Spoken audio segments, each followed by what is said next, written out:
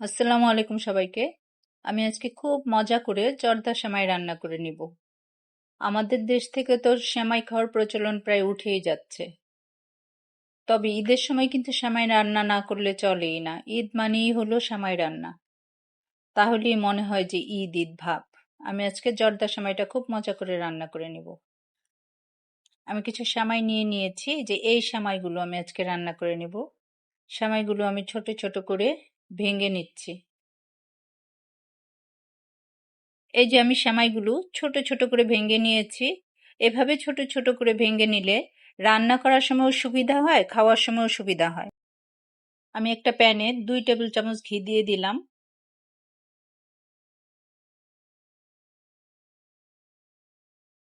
ঘিটা একটু নেড়ে নিয়ে এখন এখানে দিয়ে দিব কিছু বাদাম, কাজু বাদাম, কাঠবাদাম, পেস্তা বাদাম, কিশমিশ। বাদামগুলো এখন আমি ভেজে নিব। এই সময়তে কিন্তু চুলার আঁচটা কমিয়ে রাখতে হবে, তা না হলে কিন্তু বাদামগুলো পুড়ে যাবে। আমার বাদামগুলো প্রায় ভাজা হয়ে গিয়েছে। এখন এখানে আমি দিয়ে দিব 1 টুকরো দারুচিনি, 2টা এলাচ, 2 টুকরা তেজপাতা। এগুলো দিয়ে আরেকটু নেড়ে চেড়ে দিয়ে দিব সেমাইগুলো। সেমাইগুলো দিয়ে আমি নেড়ে চেড়ে এগুলো ভেজে নিব। চুলার আঁচ অবশ্যই কমিয়ে রাখতে হবে, তা না হলে কিন্তু সেমাইগুলো পুড়ে যাবে।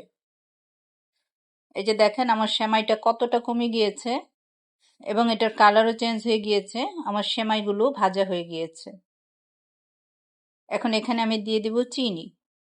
চিনিটা যার যার পরিমাণ অনুযায়ী দিয়ে নেবেন। কেউ হয়তো বা একটু কম মিষ্টি খেতে পছন্দ করে, কেউ বেশি মিষ্টি খেতে পছন্দ করে। আমি এখানে 150 গ্রাম সেমাইয়ের জন্য হাফ কাপ চিনি দিয়েছি।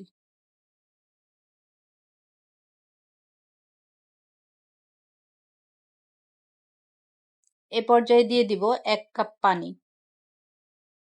এখানে কিন্তু চিনি থেকে পানি বের হবে, তাই পানিটা কিন্তু বেশি দেওয়া যাবে না, বুঝে দিতে হবে। যদি বেশি পানি হয়ে যায় তাহলে সেমাইটা কিন্তু ঝরঝরে হবে না। এখন দিয়ে দিব কিছু নারিকেল। নারিকেল দিলে কিন্তু এই সেমাইগুলো খেতে আরো বেশি ভালো লাগে। তবে নারিকেল যদি হাতের কাছে না থাকে তাহলে না দিলেও চলবে। এখন নারিকেল দিয়ে আমি ভালোভাবে মিক্সড করে ঢাকনা দিয়ে ঢেকে কিছুক্ষণ জাল করে নিব। দেখেন সেমাই থেকে পানিটা শুকিয়ে গিয়েছে, একটু নরম ভাব আছে, তবে নেড়ে চেড়ে এখন এটাকে শুকিয়ে নিতে হবে। আমি যে মেজারমেন্টে সেমাইটা রান্না করেছি, এই মেজারমেন্টে সেমাইটা রান্না করলে এটা কিন্তু পারফেক্ট হবে, ঝরঝরে হবে।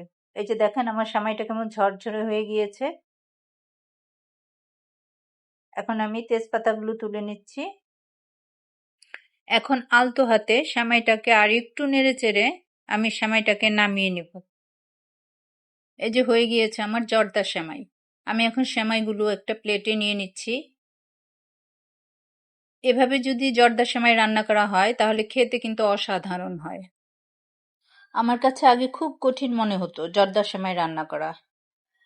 এখন মনে হচ্ছে না, তেমন কঠিন না। আমি যেভাবে জর্দা সেমাইটা রান্না করেছি এভাবে যদি রান্না করেন তাহলে কিন্তু এরকম ঝরঝরেই হবে এবং খেতেও খুব সুস্বাদু হবে। হঠাৎ মিষ্টি জাতীয় খাবার খেতে ইচ্ছে করলো, কি করা যায়? বাসায় সেমাই আছে, এভাবে কিন্তু বানিয়ে নিয়ে খাওয়াই যায়। বাসায় হঠাৎ গেস্ট চলে আসলেও কিন্তু এভাবে বানিয়ে দেওয়া যায়। সবাই ভালো থাকবেন। আল্লাহ হাফেজ।